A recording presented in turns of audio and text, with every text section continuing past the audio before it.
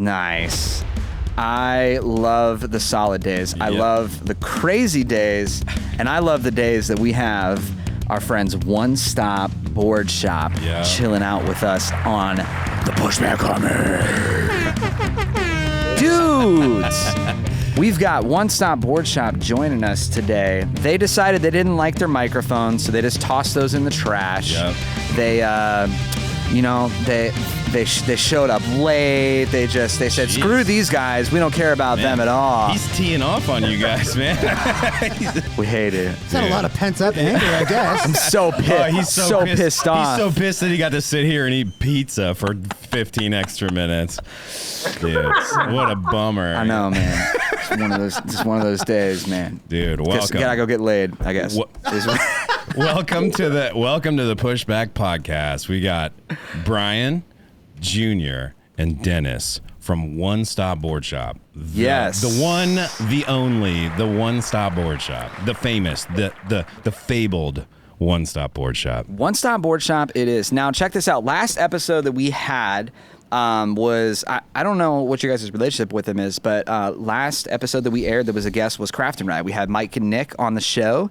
I don't know if you guys have relations or whatever, but like, before we get into who One Stop Board Shop is, like your guys' whole story and stuff, I want to talk about our favorite question, and we want to get known for the people that is, how'd you get into One Wheel? Now, I know you guys do a lot more than One Wheel, and we'll get into that, but we can just start left to right from what our end. So, Junior, how'd you get into One Wheel, man? It's all his fault, pretty much. I was into electric skateboards. It was kind of like my get out of the house kind of thing. And I was looking to get a brand new board. I looked up One Stop Board Shop, and I pull up to some house, and I'm like, all right, this is sketch. I'm buying a skateboard from and, free candy? He was like, oh, you're cool. Let's hang out. Try this One Wheel. And I'm like, this thing's a death trap. I got in it for 2 seconds. I hopped off. I'm like, I'm never doing this ever in my entire life. True story. And then a couple months later, I think it was Black Friday, and of course, One Wheel always throws those crazy deals out. So I bought a pint, and I pushed myself every single day to ride it. And then I bring it to One Stop Board Shop again. Now it's actually in a real place, and saw him, and it's like kismet. It's just intertwined. We keep meeting each other, and it's always One Wheels. Every single time I see him, it's like a One Wheel story. Nice. So, yeah. That's awesome. I will say, and I learned this from you, Caleb. Friends don't let friends buy pints. Friends don't let friends buy pints. That's true. That's true. Yeah. Who's the next car now? Yeah. It's okay. All right, good. All right, good. You're in the clear for now. That's really for now. awesome. We'll have another conversation about whether that XR should be an XR or a Vescar. So a Fokker board is what they're calling them. Fock it up, boards. You know. So Brian, how about you, man? How'd you get into One Wheel? So I come from board sports. I've been in skateboarding, skiing, snowboarding, all that, almost my entire life. And so I've got a buddy of mine. His name is Matt, and he's my he's my other skier snowboarder friend. And he's like a gadget dude. And so one time he calls me up. He's like, Brian, you should see this thing I just got. And it's like, awesome, send me the link. So he does, and I'm like, $1,800 for a skateboard. You're out of your freaking mind. At this time it was the Plus, so it was a $1,500. Okay. So immediately after he he got an XR, and I was he was like, you gotta get one. And I was like, dude, sounds awesome, but no. So finally, 3-4 months later, he comes up, and we go out to a local park here. And we ride for like 4 hours. He brought another board, another electric board, and we went riding for 4 hours. I ordered it that night. So that's how I got into One Wheel, and I've been riding since the 4206 XR days. Nice, so, awesome. Very cool. Those are the days, man. I wasn't doing it in those days. Yeah, I wasn't in those days, but yes, exactly. Yeah. All right, so Dennis, what about you, man? I'm a little different. So, yes, at least started similar to Junior. I ended up during the pandemic, like, obviously I knew about, or not obviously, I started dancing one wheels when it was still on Kickstarter. I was like, man, this thing looks awesome, but it's a Kickstarter, and I've already done a couple of other Kickstarter projects. So I was like, I don't want to spend a whole bunch of money on something that may not get backed, and I get screwed at the end of the day and get nothing at the end of it. So I'm like, all right, let me just see if this thing actually becomes something, and then I'll buy it when it's an actual product. Fast forward to like the pandemic, and I started seeing on YouTube a whole bunch of like one wheel related ads. I'm like, this is sick. Like, it actually became something cool. I was broke at the time still, so I said, all right, I'm just gonna buy a pint. Maybe I'll like it, maybe I won't. I got into it, and obviously friends don't let friends buy pints. You're damn straight. It was me at the time who didn't know anyone around, and mind you, I live around Philadelphia, so I was like, there's probably some groups out there. I'll just go on a group ride or something. Yeah. But it wasn't enough range. It wasn't enough speed. I tried modding it a couple times. It just didn't work for me. I needed something bigger, and I eventually ended up on an XR. But funny enough, I don't even own a board anymore. Oh, nice. Oh, no. You just here. Yeah. Oh, perfect. Yeah. You just a board bum? Perfect. There you go, yeah. It's all good. Dude, I can so... I can so relate with it. I remember when their Kickstarter came out, like, granted, I'm young, so I'm like freshly out of high school and this thing's coming out. Like, I was in board sports, so I snowboarded, skated, all that, and like their project comes out, and I'm looking at this thing, I'm like, this is the most badass idea ever. I'm like, you want how much for it? And like, I had already been screwed from a couple Kickstarter like things. This new thing Kickstarter was out, there's one project that I still get emails like every 2 years, like, we're not giving up. And like, it's this thing called an air, it's called an aircon watch. I've like bought it for my mom because she's always like hot. And it's like this like watch that was supposed to like help cool your temperature down, like just by sensory or something.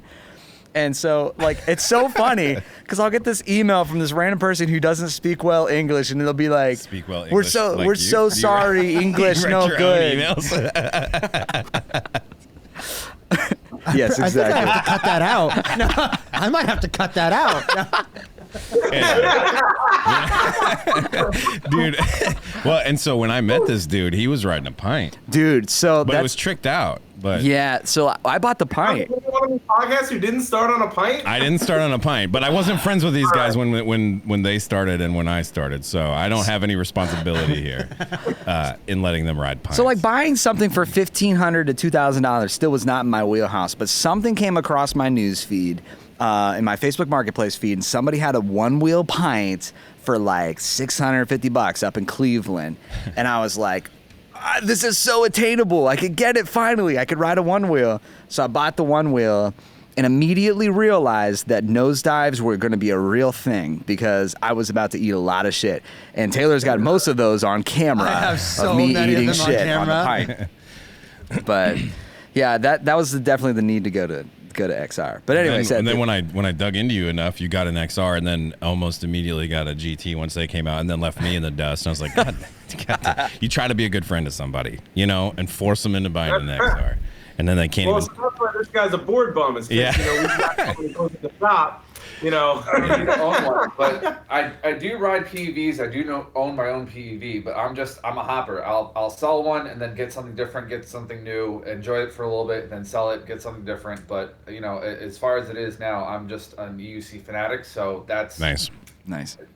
I'll ride one of those all day. Dude, those things are so rad. Like, just so cool. I mean, not as cool as one wheels, but pretty close. Not as cool as one. Just again, it's like the BMX versus skateboarding like analogy to me. Like watching these guys on EUCs doing some of the gnarliest shit that I would see like my friends do on BMX bikes. Like this past weekend, granted, like Luke was still with the Overlanders sending that jump and stuff, but Float Jesus, he was Kyle Klausing from Cincinnati.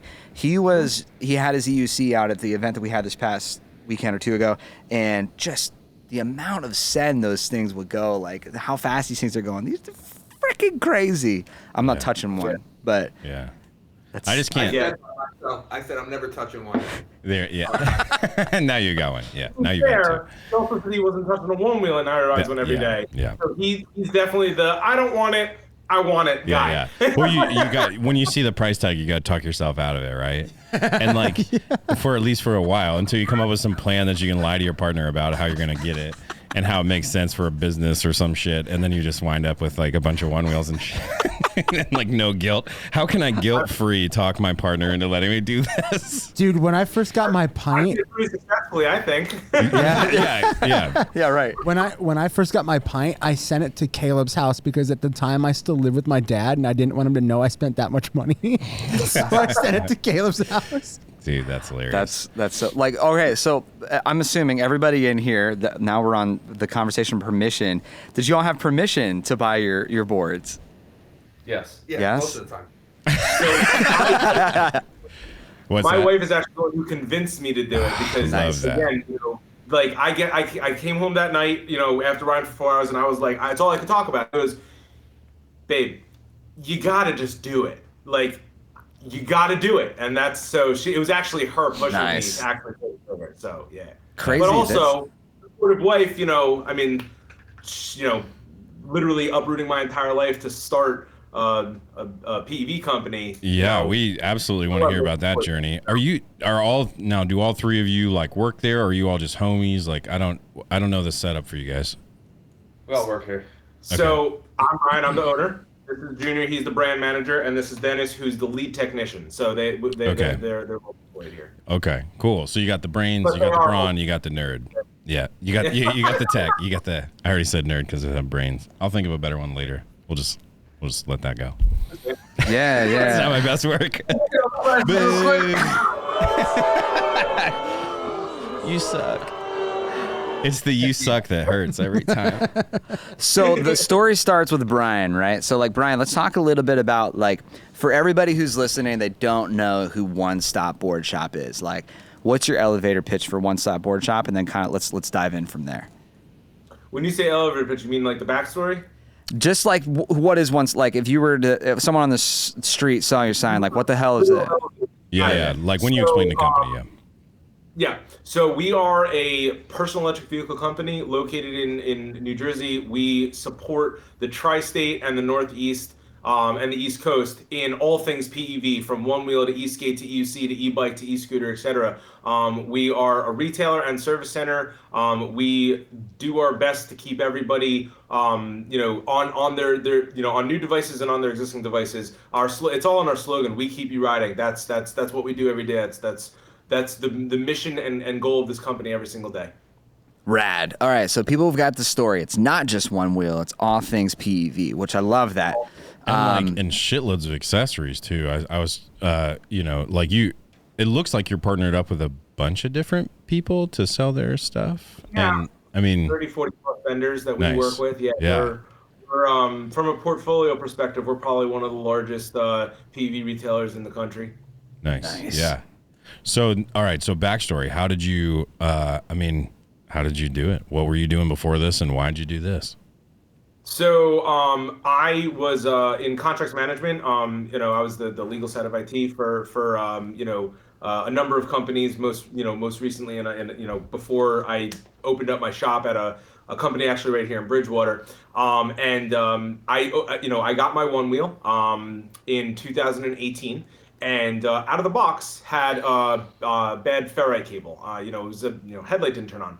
So I sent in a ticket to Future Motion. I said, hey, headlight's not turned on. What am I doing wrong here? They're like, oh, sounds like you got a ferrite ring issue. Send it back in. I don't even know what a ferrite was, right? So, so I sent it back in. It took, a little longer than desired to get it back, and that kind of came out of the warranty time, and I kind of lost a little bit of, I got it in July of 2018. I kind of lost a little bit of riding time, and I was like, you know what? I don't want to send it back again if I don't have to. I'm going to learn how to upgrade and service my own board. So, I mean, it was kind of like a selfish thing, right?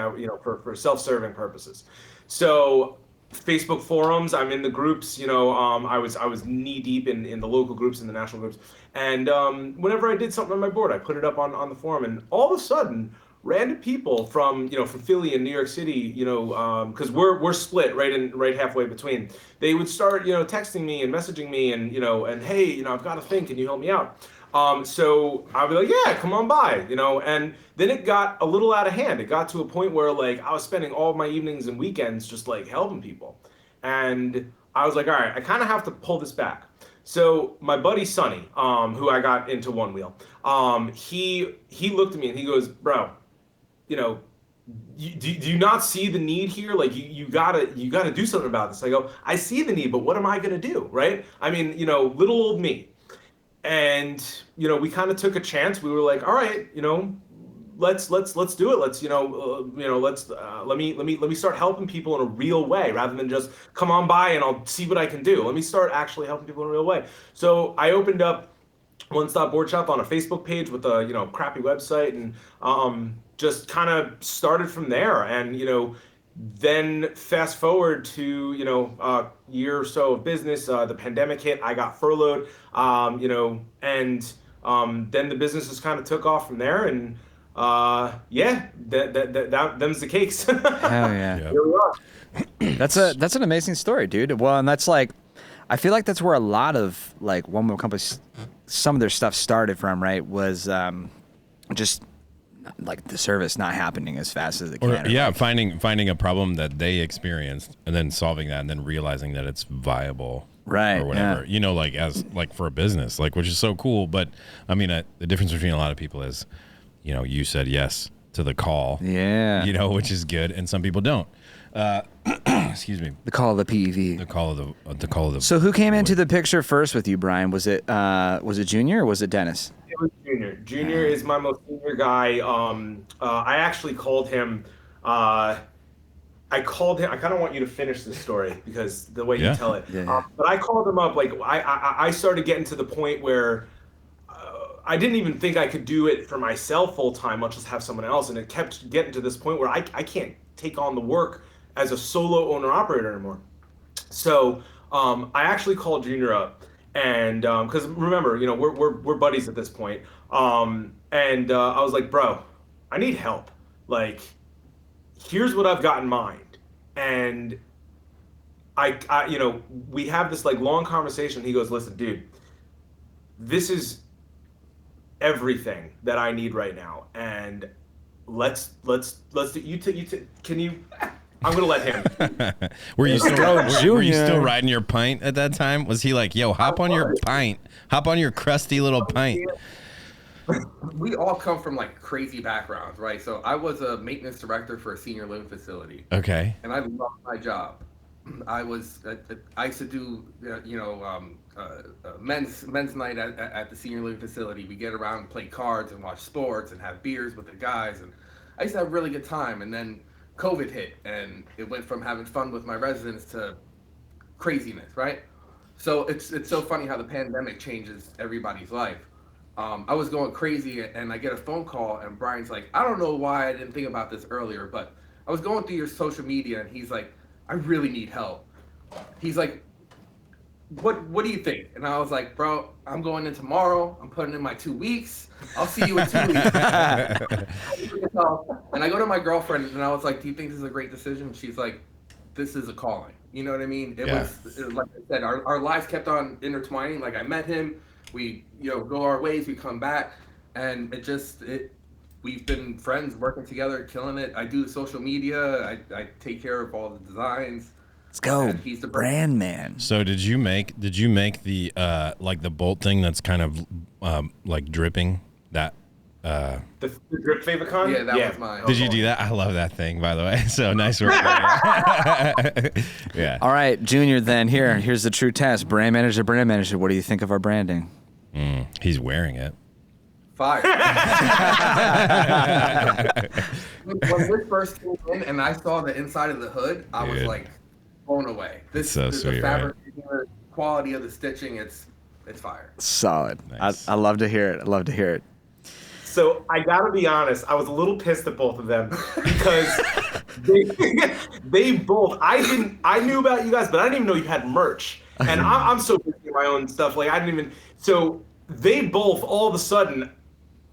I go out to the warehouse and they're both pulling out their packages with no hoodies, and I'm like, what? When did you guys do this? And that's when you saw my order literally like the next day. Yeah. I was like, this is awesome. Yeah.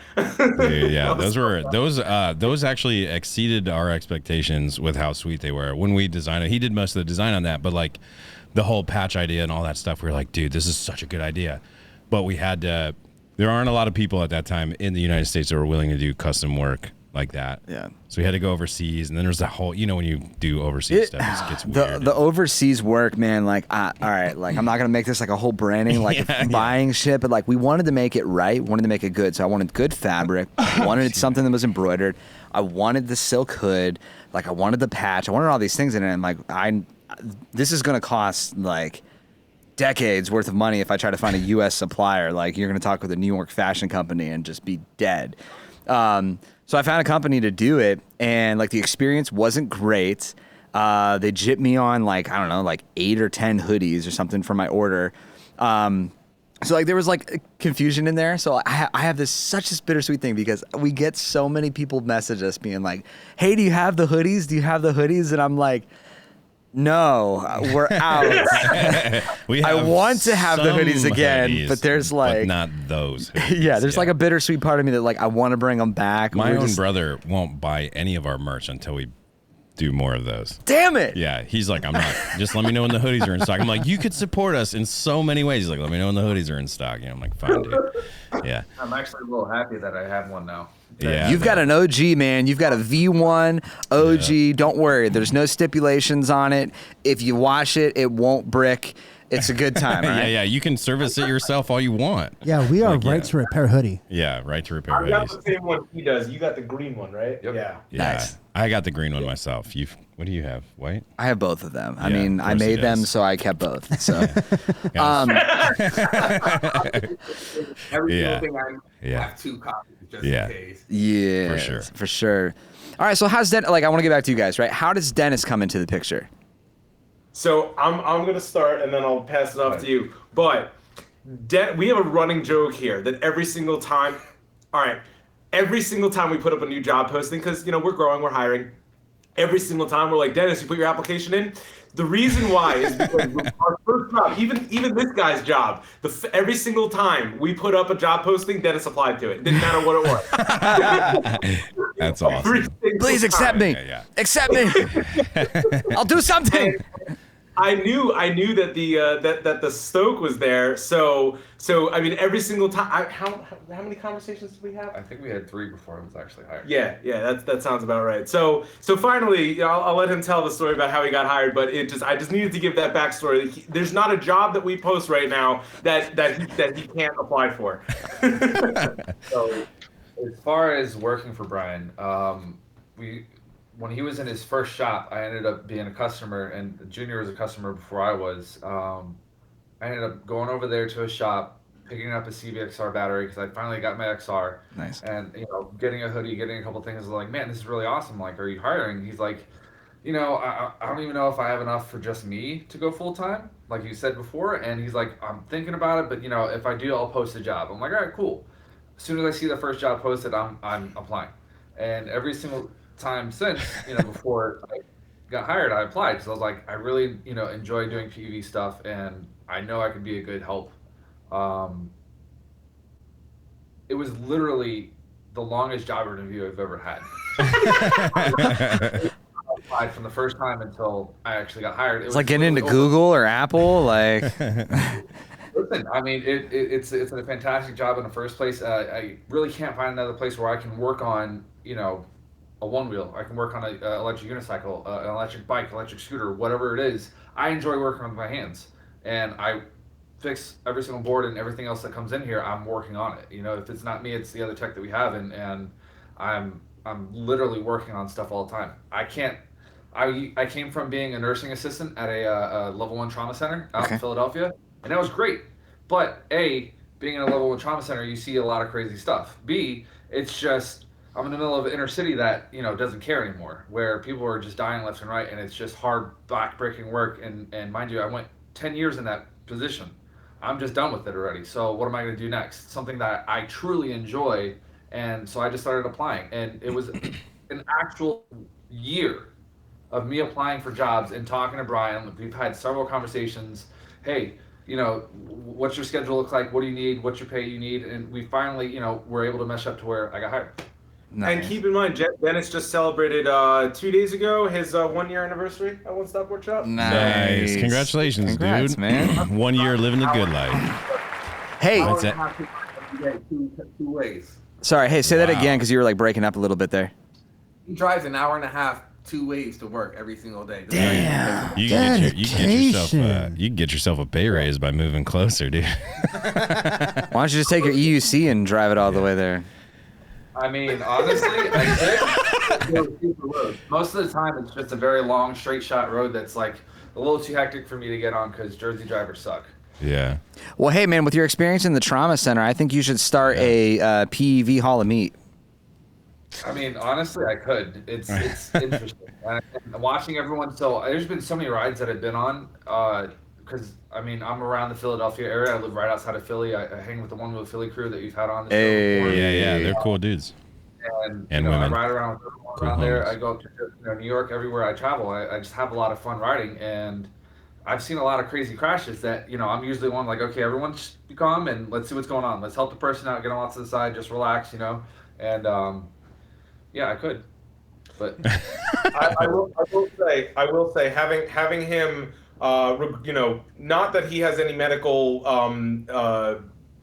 responsibilities here at One Stop Workshop, Sure, but having someone who knows what to do in those situations is really, really beneficial. I don't know if you guys saw, I had a wreck back in March where I went down pretty hard and ended up resulting in 2 surgeries and months of PT.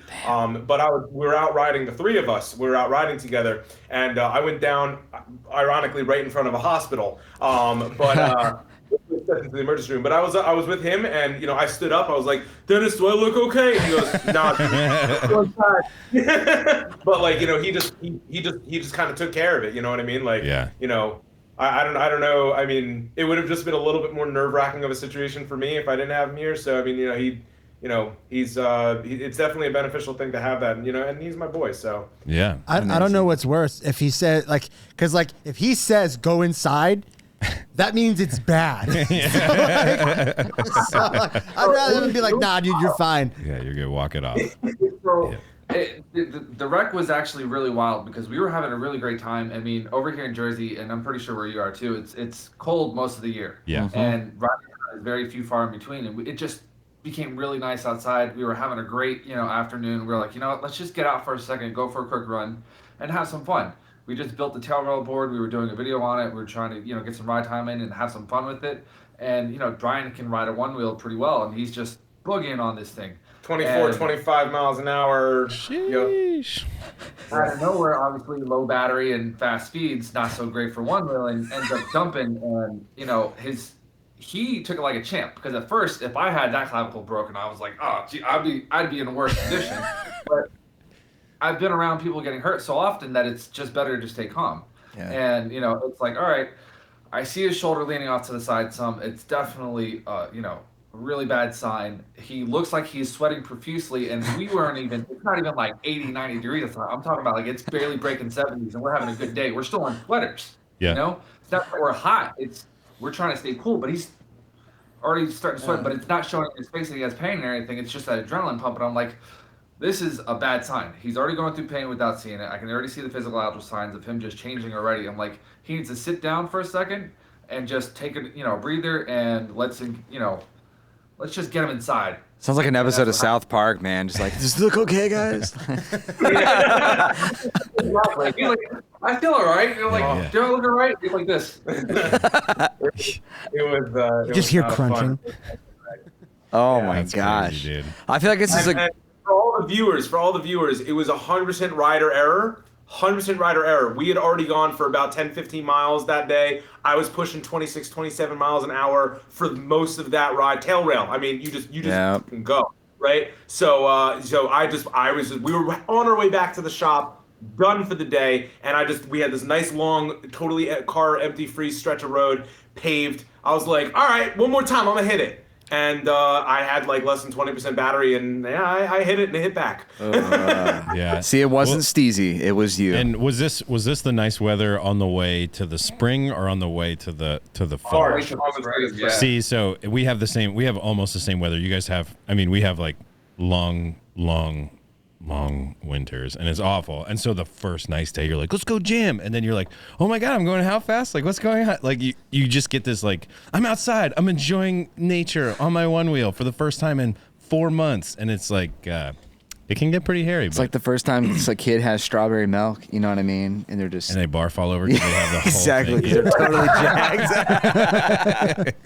Yeah. Oh, man. I feel like this is a good segue, actually, to one of our favorite questions, and that's best nosedive story. Yeah. So I want to start with Junior, though, and we'll work our way across. So best nosedive, or since you guys are other PEVs as well, I'm okay with like best crash. Nosedives are my favorite. And by best, he means like worst, like gnarly. Yeah, as in like either the most humorous the or best story. Yeah. The best story here, or like the most pain. Jeez. Yeah. There's a couple though, like, and it's always on my backside. I end up and I'm tan, so I end up like purple, black, and blue. And it's so this is like when I first started here, so I'm still trying to get like my grips of holding the camera, recording, looking at a small little screen, but still ride at the same time. And we're boogieing. We're probably going like a good 18, and if you're where we are, there's potholes. There's just the streets are just terrible right. for the winter.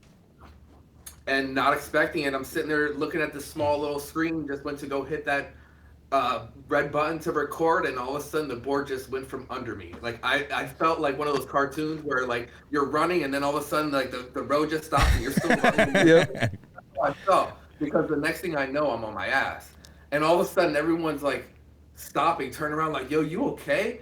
I'm sweating profusely. I'm sitting there like just dizzy. I'm getting home. I'm like, I'm fine. 3 days later, I'm purple from my knee all the way to my back. Oh, Dude. man. I can't walk. I can't sit. I'm driving to work like this.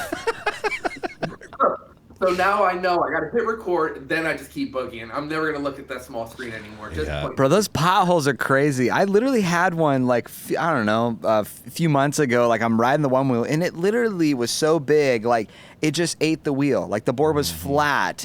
And like I stepped off. I wasn't going fast. I didn't fall off. But like I'm riding and I wasn't paying attention. It goes in and like it's just free spinning the wheel because the pothole is so big. You're like sitting like, on the bumpers. Like, yeah.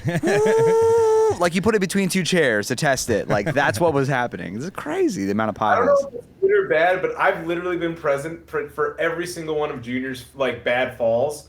I don't know if there's any falls you've had at all that like I haven't been riding with you. Where's your camera at, bro? You need to be capturing Junior's this. holding it.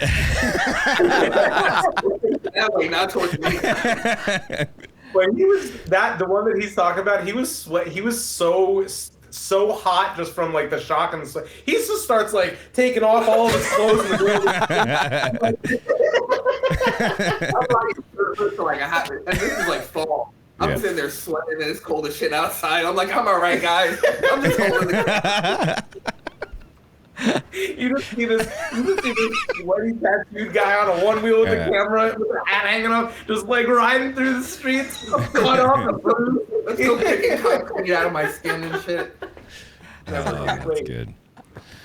That's so fun. So right. are we to guess that your worst story is the one we already heard where you broke your... That's my worst story. I've ridden out several high-speed nosedives, and that was the first one that I've ever like... I mean, I've also fallen from, several not high-speed nosedives, but that was definitely the worst one.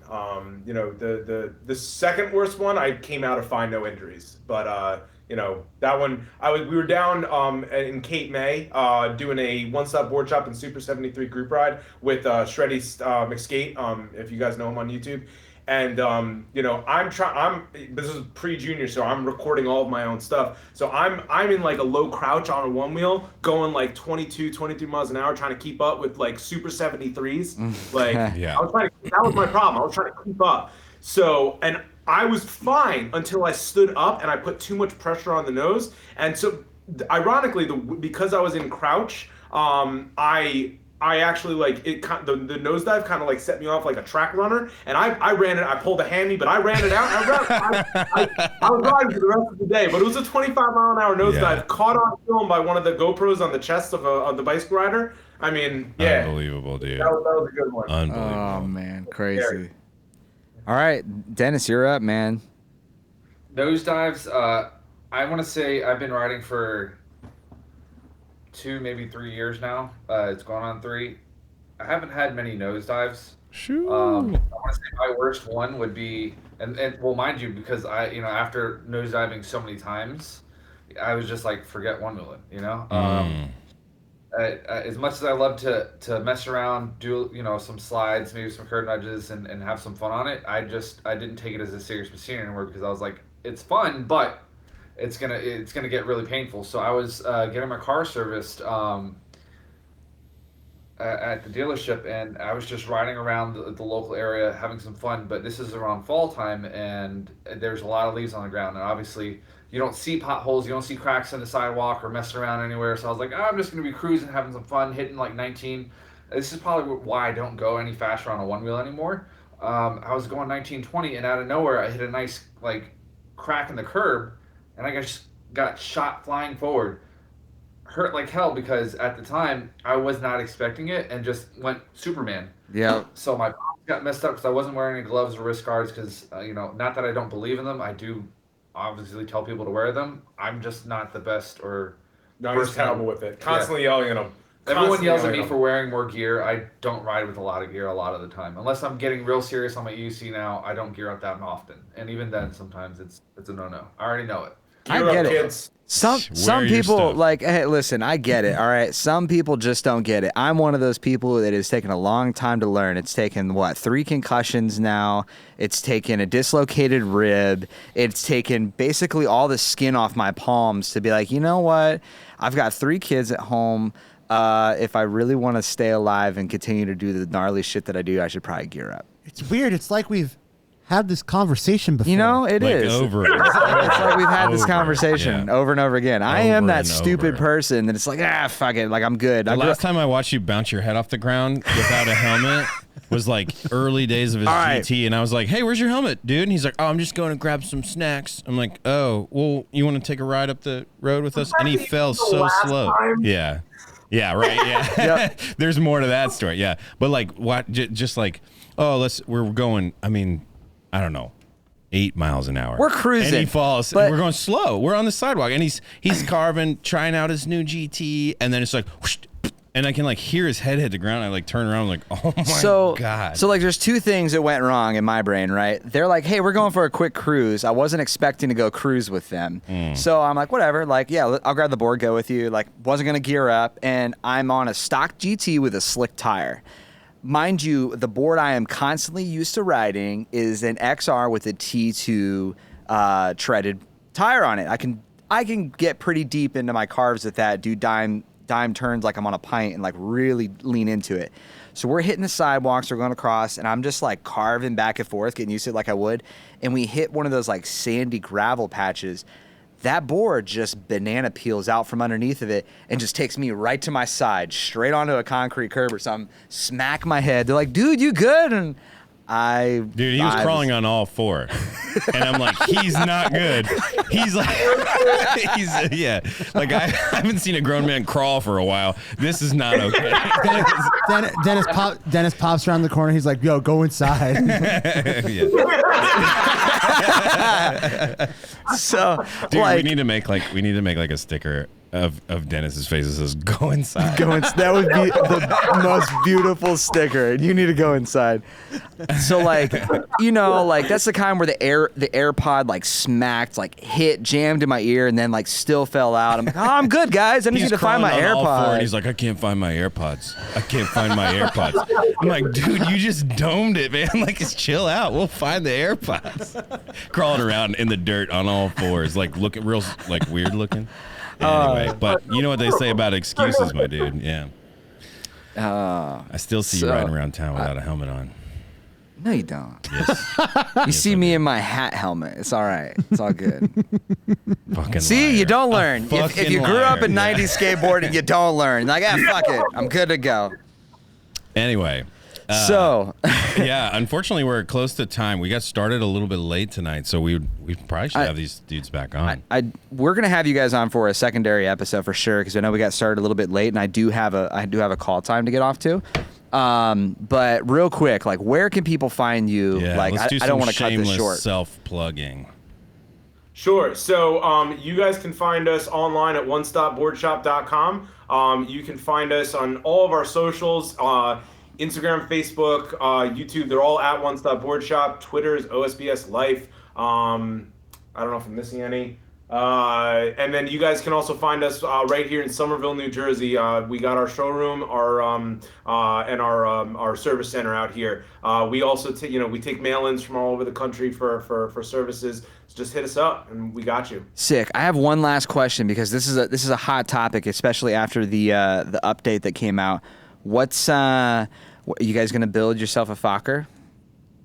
So yeah, Look at the heads are all shaking. Yes, yeah. Yeah, 100%. So we already do vest work now on the Eastgate side. Justin, who's our engineer here, he actually just wanted to come on for this conversation, just for 30 seconds to talk about. Like, he's our vest nerd. So yeah, we're definitely building one. Absolutely. Oh yeah, perfect. Sweet. Well, you know what, and you guys are in Jersey. It's not like you're still East Coast for us. I think for one, like, we need to have you guys back on, like, when we're not on a type of time constraint here. I know we had some issues getting some tech going, and like, I've got a short cutoff tonight. I would love to have you guys back on, or even better, like, if we can figure out an in-person episode to make some conversations happen, let's make it happen. Let's do it. Sick. All right. Sweet. Well, dudes, Thanks so much for coming out here. honest to God, you guys here, you have a first. You were the first episode we've actually had to be like, shit, we have a cutoff that we need to, like, we can't go. I could probably continue this conversation for at least another hour. Yeah, we haven't even had to fake a pee break yet. Like, it's like, No pee break. Oh, it's not fake. It's a real pee break. It's just. we haven't had to. Yeah, that's a good point. I don't know why I said it that way. Yeah. Taylor always has to pee. Oh yeah, Dude, I got tiny bladder syndrome. What do you want from me? Hey, that's perfect, man. Oh man. Every single time we go on a road trip, it's like just New York, which is an hour. It's like, can we stop 3 times?